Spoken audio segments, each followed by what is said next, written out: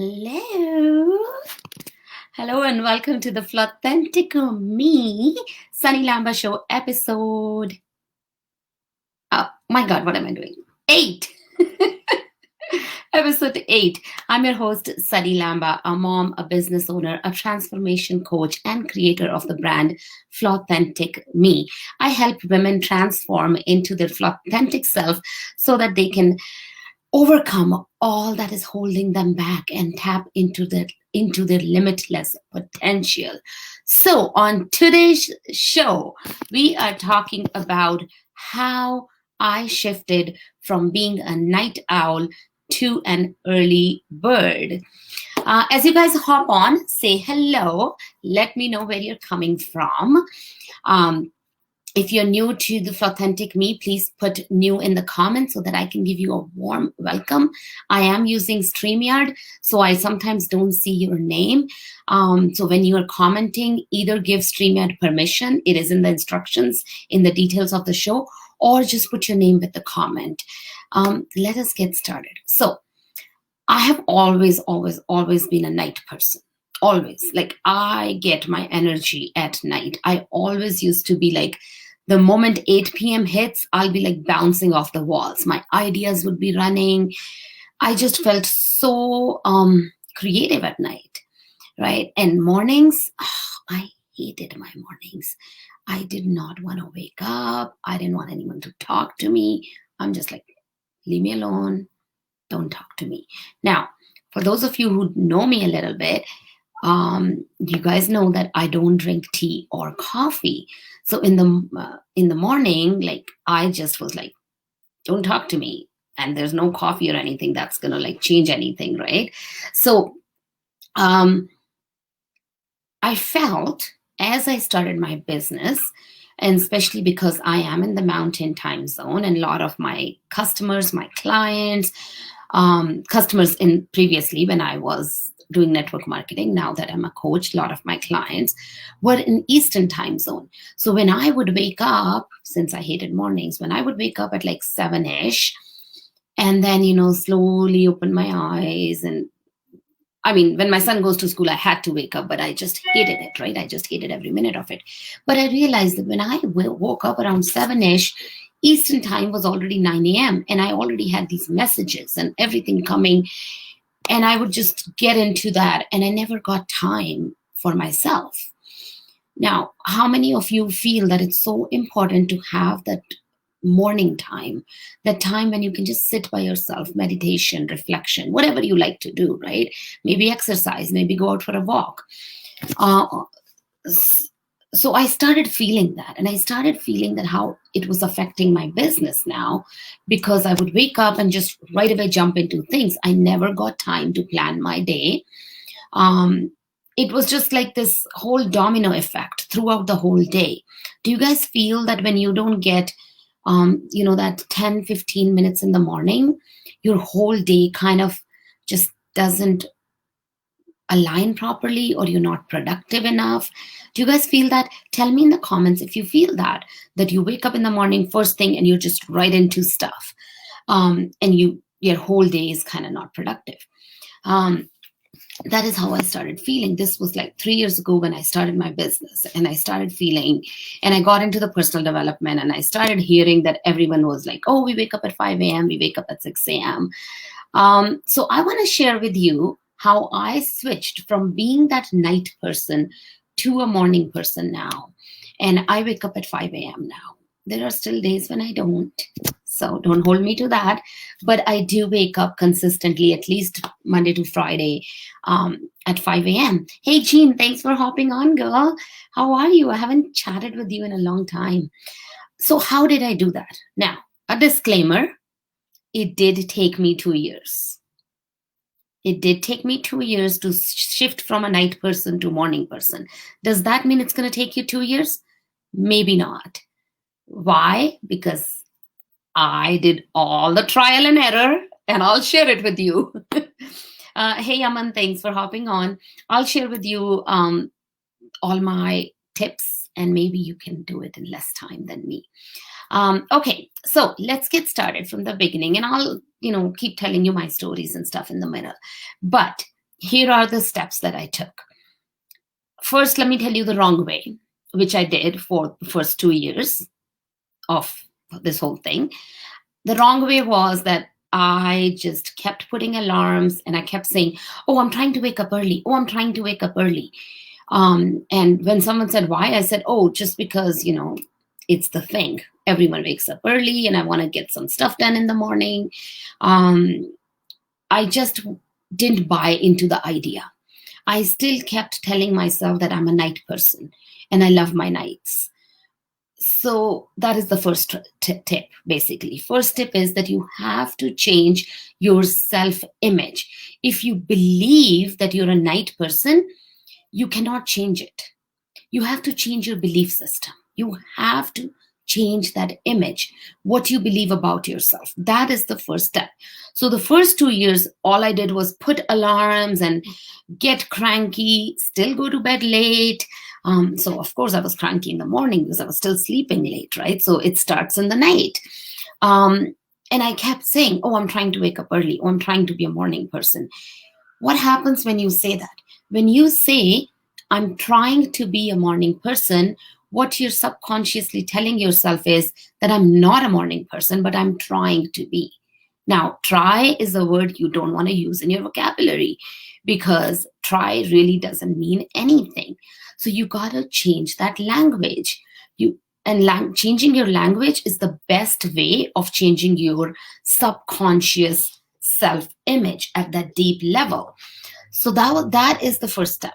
After the first 2 years of frustrations and trying to wake up early and everything, yeah, my husband says, yes, you were cranky in the morning. Yeah, thanks for the inside scoop there. And oh my God, is it here? No, it's not here. I literally owned, I think 2 or 3 night shirts, which said, one of them said, I don't do mornings. And it was Eminem with this cranky face. The other one says, I'm not a morning person. The third one said, I'm a monster in the morning. I literally owned these 3 shirts. I still have them actually because I love them, but I'm not that person anymore. Maybe I should change my shirts too. But that is it. The first step is to change your self-image. Start saying that I love mornings. I am a morning person, right? When you start saying that, your subconscious level you're telling your subconscious brain that, you know what, you are a morning person. So you have to work towards changing that self-image. That is the first step. I will go with monster in the morning. Okay, my husband's having way too much fun. Let's try to ignore him. That's going to be hard, but we'll try. See, every time he says something, I just totally lose my thought train here. So that is the first step. How you do it is by repetition. Keep repeating that to yourself. Don't ever say I'm trying to be a morning person or I'm working on being a morning person, but I'm a night person. No, because that's exactly what you're saying, that I am a night person, but I'm trying. So change that language, repeat it. Repetition is the key. Keep repeating it. The second thing is why. Why do you want to wake up in the morning?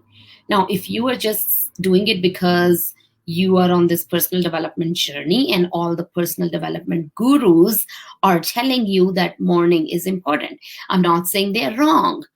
Or because you read a book which says success habits of the rich people and they all wake up at 4 a.m. If you're doing it just because of that, that's not a reason enough. That's not a big enough why for you to take the steps, because there is a very detailed steps that you got to take in order to be a morning person. So why are you doing it? Are you doing it just because everyone is telling you, right? You got to understand that why. So for me, in the beginning, the why was, all these successful people say that I have to wake up in the morning. And all these successful people say that the golden hour, Robin Sharma, he talks about the golden hour, that first 1 hour in the morning at 5 a.m. or 4 a.m., you do the golden hour, 20-20-20. So that's what I kept telling myself. Once I changed the why, it became easier. So how did my why change? My why changed because when I woke up at 7 a.m., I had all these messages coming and I had to I got into replying to them. And then I started feeling that my day wasn't productive enough. And as I got deeper into my own personal development journey, not just because the gurus were telling me, but because I started actually delving deep into it and started meditating, I realized that when I try to meditate after the hustle and bustle of the morning, it's not as deep as it is first thing in the morning. But I was waking up right when it was time for my son to wake up, rush through the morning, get him out the door. Once he's gone, then I would go and sit and try to meditate. But now my mind was already going at 100 kilometers per hour, right? So when I started trying that morning meditation before my son wakes up, I felt it was so much deeper. And I felt this relaxation. I felt my day was more productive. Now I had a why, because I saw how different it felt. So that's the first two things, most important two things. One is why you're doing it, and two is to change your self-image. Rinky says, yes, I want to do it because I love the quiet and peace of the morning to dive deep into my inner work. Exactly. I love, love, love that quiet in the morning. And I think it really shifted when I moved to Costa Rica, because in the morning I would sit outside by the pool, and the birds, the sound of the birds, it was just so relaxing. Like, I think that is when it really shifted. Now, I'm not saying you need to move to Costa Rica to be able to do that. You can do it wherever you are. But let's get into the steps, because we talked about the why and the self-image part, but you still have to take some certain steps to be able to wake up early in the morning. And don't expect it to happen overnight, because it will not. I've been trying this for 3 years, trust me. And I've recently become good at it. So let's talk about those steps. First of all, it starts at night. Okay? You cannot sleep at 1 a.m. and expect to be up at 5 a.m. because your body needs the sleep that it needs. We all need different kind of sleep hours. Some people are shorter sleep hours, maybe 4 to 5, they can function. Some people are like me, who need their 6 or 7 or 8 hours in order to function properly. So you got to know what your sleep pattern is, how many hours you need, and then you need to work backwards and make sure you go to bed on time. So it starts the night before. Now, the night before also, you got to do certain steps. You can't just say, okay, from tomorrow, I'm going to sleep at 10 so that I can wake up at 5. That's 7 hours, by the way. And that's mine, right? You can't just say it that, okay, from tomorrow, I'm going to sleep at 10, or from today, I'm going to sleep at 10 and wake up at 5.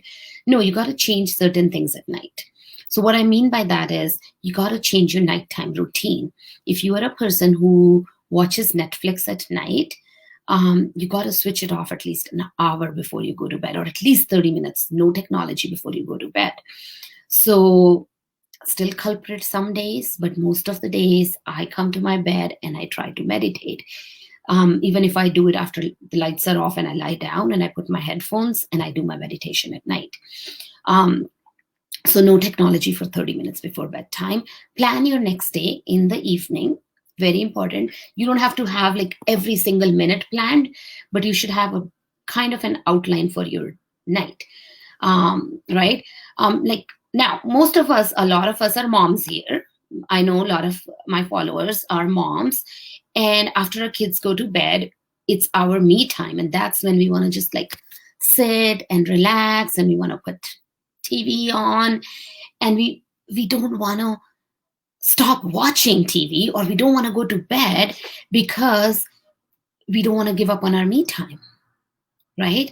So you have to work it accordingly. So let's say if your kid goes to bed at 9, or if your kid goes to bed at 8, then you have to see, okay, I got to sleep by 10. My kid goes to bed at 8, which means I have 2 hours. So I'm going to do 8 to 9, 1 hour of whatever, cleaning the kitchen, and I know it's hard. I know it's very hard. In my case, it's my son goes to bed at 9, actually, 9:30ish. And I have really tried to give up on that night me time. Instead, take that morning me time. I had to make that trade because he's older now and he needs only 9 hours of sleep, and he sleeps from 9:30 to 6:30. Hey Ray, thanks for hopping on. Yes, exactly, Rinky. We crave that me time and we don't want to give up on it. But you got to find that me time and when is the right time. I tried my best that he'll go to bed and I'll go and watch some TV and then try to go to bed. And it just ended up being 4 hours. It just didn't work. So I said, okay, I'm going to give up on my night me time and I'm going to switch it to my morning me time. So now when he goes to bed, I come to bed with him. So 9:30, well, 9:15-ish, 9:15-ish we come, we read our book. 9:30 lights off. Then we talk a bit, and then he's snoring now, he's sleeping, and then I some days turn my little light on and read, or some days do my meditation. And then I just go to bed by 10, maybe 10:30, I go to bed. So I had to give up on that me time in the night and switch it to morning, because now I wake up at 5 in the morning. My son wakes up at 6:45. So I get 1 hour and 45 minutes of me time in the morning. And I love it. So that's the, big thing about the nighttime routine. Gotta have a nighttime routine. And please, please, please, no technology at nighttime. One big rule we have in our family, and we've had it since me and my husband got married, 14 years, is no TV in the bedroom. We've never had a TV in our bedroom. It's not allowed.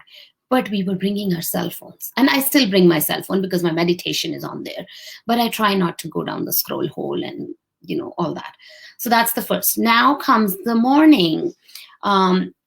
So there are certain steps you have to take in order to wake up early in the morning or go to bed night and on time. First is the cue. What are the cues in your environment that are stopping you from going to bed on time at night? What things are stopping you? So once your kid goes to bed, you come out and you sit on the couch and your remote control is sitting right there. That's the first cue. You're going to pick it up and you're going to turn the TV on. You wouldn't even realize when you do it because habits are so automated that they work at the subconscious level that we don't even think when we are doing something. Just like eating healthy. We are not even thinking and we just go and pick up that cookie and eat it. Or dark chocolate in my case. So you have to remove the cues from your environment which are triggering certain responses. So for example, your cell phone. Is it right there? And you're going to pick it and you're going to start scrolling, right? So that's a cue. So you have to change your environment. You have to remove those cues from your environment so that you can sleep on time. So you have to do the step-by-step process. Maybe write it down. What are the things that are triggering a certain response in me? What are the things that are making me stay up late at night? And I still do it. Last night I slept late. I wasn't watching TV though. I kind of got into my content creation mode and started looking at all these motivational quotes and this. And then I went, that was like 2 hours later. I'm like, shoot, I'm late. And that's another, tip. Right there, that if you do fall off the wagon, it's okay. You just pick right from there. Hey, Kyla, thanks for hopping on, girl. Yes, you made it. So, you're going to fall off the wagon and it's okay. It's okay if you fall off the wagon. The trick is to not beat yourself and the next day you're back at it. You're right back at it. So that's the, first thing. Check your environment, look around. What are the things that are keeping you awake late at night? Thanks so much, Kyla. Jean says, I sleep with my phone. Jean, I have my phone in the room too, but it depends what you're doing on it, right? So I have my phone because my alarm is on there and I listen to my meditation on there. And it's really hard. Another trick is in your phone settings, you can actually change the settings so that certain apps, you cannot open them after a certain time. So I don't know the exact way it is, but I know that it's possible. For example, for Instagram and Facebook, I have set it up that I can't be on them more than 2 hours. So after 2 hours, my app just is gray. I can't click on it anymore unless I go into the settings and change that time. So, Kyla says slot machine games. I love it. And yes, Jean, turn all the notifications off. big thing. Turn all, like literally, I have all my notifications off other than my calendar, which is also just the meetings in the daytime.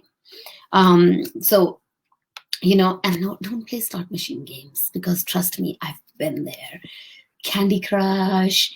I'm really big on escape room games, like trying to escape out of these rooms by solving clues and puzzles. I'm very analytical, so those games were like my thing. I still sometimes play it, but now I play it with my son because he's like me and he also loves those puzzle games. But then I know that he's going to bed by 9:30, so I can't play that game anymore, right? Like I can only play it when he's around. So turn the notifications off after a certain time. And that's the best way, like even if you're bringing your phone into the room. And if you can't, please put your phone outside. Just leave it outside. I actually started like that. My morning waking up thing, I started that way. I had the little alarm clock, and I would use that, and I would put my phone in the room but on the dresser far away, so that when the morning alarm went off, I would have to get up and go switch it off, and then I was awake. So that was one of the other tricks I tried to wake up in the morning. But you have to make sure that you're not using technology at night. The science behind that, of course, I mean, there's the whole thing about the dopamine and the triggers in your brain, and how when you're playing those games, it's instant gratification and your dopamine levels go up. So now you're hooked to it. So there's that science, but there's also another part of the science, which is I definitely listen to listen to the meditation instead. Yeah, like put your headphones on, put on the meditation. So the other science is also the light that is being emitted from this device that you have. The way our circadian rhythm works with the day and night is with the light. That's the reason we sleep at night, because it's dark, and we're awake in the daytime because it's daylight. So now when we have this bright light, in our eyes, especially in a dark room, we are actually triggering off, we are actually upsetting our circadian rhythm. And now we can't go to bed because our body thinks there's bright light, so it's time to be awake. So I've done a lot of research on this, by the way. It took me 3 years. Okay, so nighttime routine, we talked about that. We talked about putting our phones away, no technology. We talked about the cue, removing the things from the environment. The second thing is the waking up in the morning. So using alarms, of course, to wake up. I started an accountability group. I have a study group I have to show up for. Yes. I love our study group.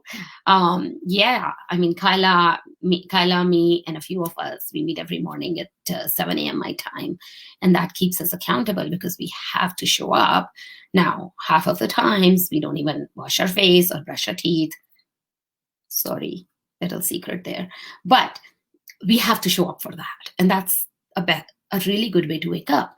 Now I wake up at 5:30.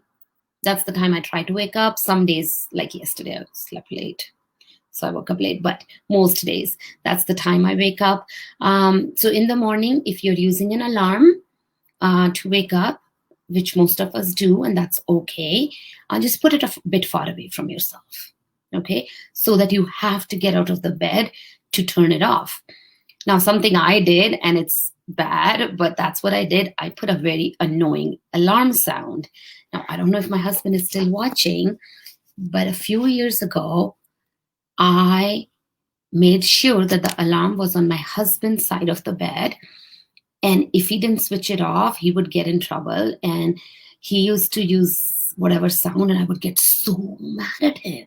I'm like, that is so annoying, So he had to be like, the moment the alarm goes off, you have to switch it off so that Sunny doesn't wake up because she'll be cranky. But now I have my own alarm, and it's actually very soothing music now.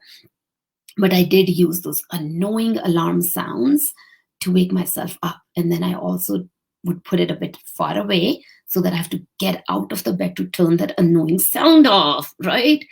Now that you're already out and you're a bit like, this alarm, you might as well just wake up. The next one is Mel Robbins' 5-second rule. If you've never heard of that, you gotta go check it out, Google it, check out Mel Robbins' page.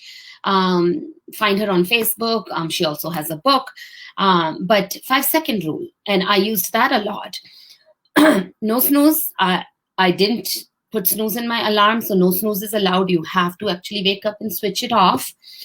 But once you switch it off, don't go back to sleep. And how do you do that is 5, 4, 3, 2, 1, out of the bed. So I tried that a lot. I used that a lot, and it worked. Because once I started putting alarm and I did the nighttime routine and everything, the habits were still in there. So I would just turn it off and go back to sleep. So that's when I started using the 5, 4, 3, 2, 1. So I would be like, okay, the moment the alarm goes off, I'll be like, oh, okay, I have to wake up. I would turn it off and I go 5, 4, 3, 2, 1, and up. Just like up. No thinking. You're not allowed to think. The whole idea about the 5-second rule is that you do not overthink it and you do the action within 5 seconds. And that's just a habit you create, that I'm going to do this action of getting up and sitting up in 5 seconds. James Clear, in his book Atomic Habits, he says, make your habits easier to achieve. So just don't think, oh, I'm going to wake up at 5 a.m. Don't make a list, by the way. Don't think, oh, I'm going to wake up at 5 a.m. I'm going to do meditation. I'm going to go running. I'm going to do this. No. Just say to yourself, I am going to sit up in my bed at 5 a.m. Start with that, just one simple, small step. That's it. That's what James Clear talks about in his book, Atomic Habits, that don't commit yourself to too much. Just commit to something like a very small change, right? Also have a really amazing goal that's you're excited to get up for, to work towards it. Exactly, like have an amazing goal. Be excited about it, right? So now you're only promising yourself that, okay, all I'm going to do tomorrow is get up, sit up in my bed. That's it, right? That's all I'm going to do. Step 1. That is the step 1.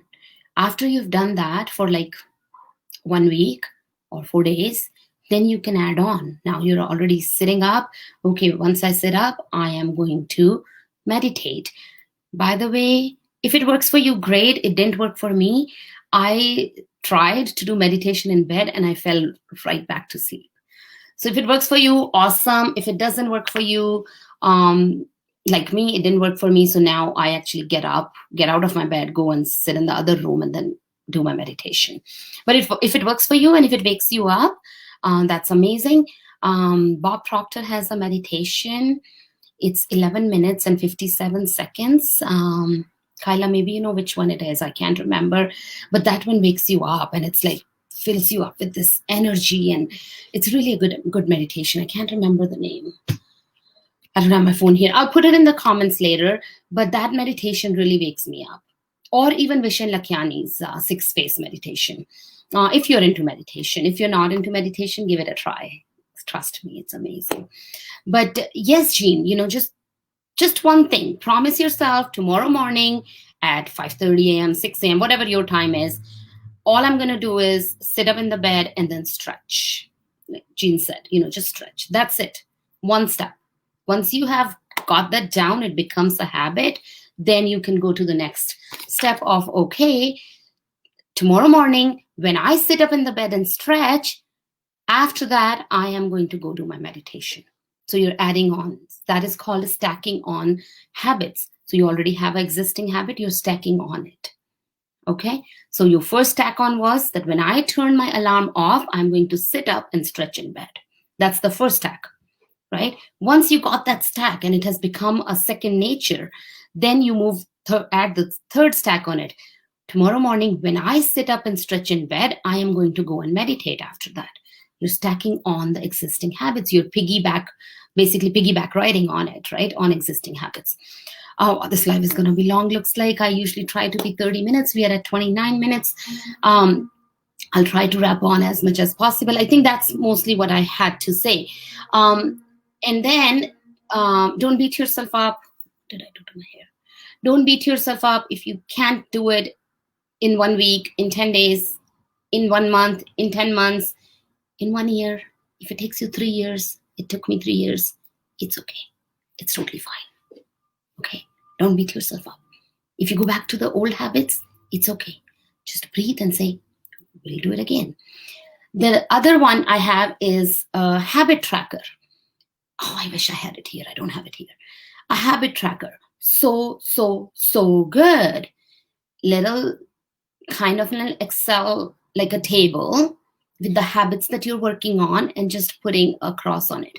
Now, if you don't want to put a cross, you can make a smiley face on each one of them. Thanks, Kyla, for the meditation. Kyla dropped it there if anyone wants to check it. Maybe make a smiley face. And the idea is to not break the daisy chain.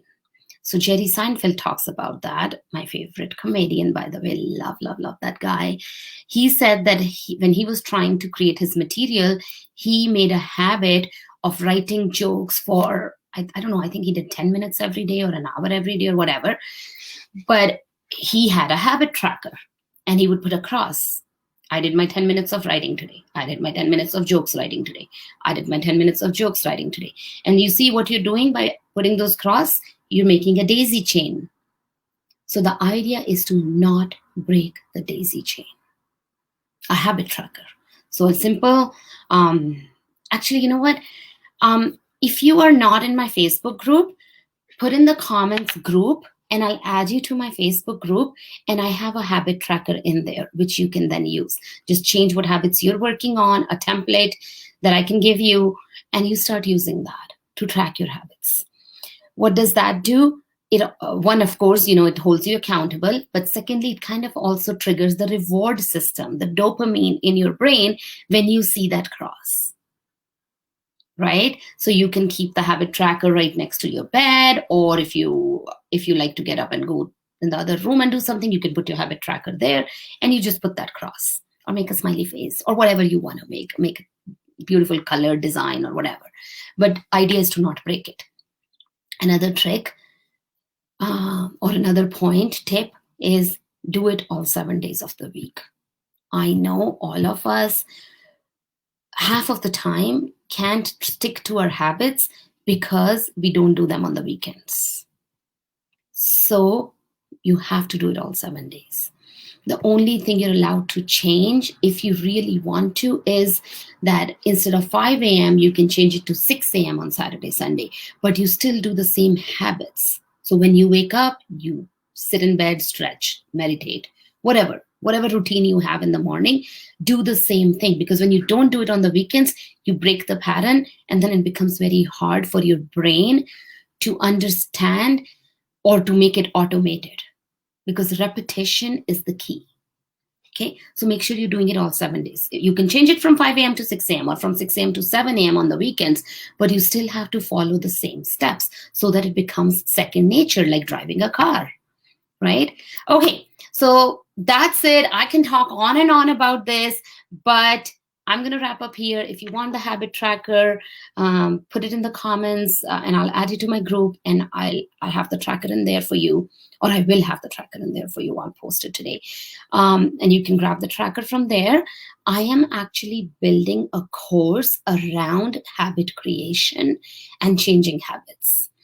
So that is something very exciting coming down the line, because I'm very passionate about this topic, and it has taken me a long time, and I'm still working on certain habits, but it has become my passion because I struggled a lot with it. So not just waking up in the morning, any habit that you're trying to create, because the truth is that success lies in the micro habits of our everyday life. We can do as much personal development as we want. We can create systems. We can learn all about Facebook algorithm. We can join any companies. We can do all what we want. But unless and until we change those micro habits, we really cannot achieve much in life, because you're not implementing all that you're learning. So I'm building a course around habit creation, and I'm really excited about that. I will be launching that real soon. I don't have a date yet, but I will be launching that, and there will be some special bonuses for those who are going to be joining the beta group right in the beginning. So we'll talk about that more. For now, this is it. I'll see you guys next Wednesday. I have a special guest once again, and you guys have a beautiful, beautiful, beautiful day and amazing rest of the day, and stay authentic.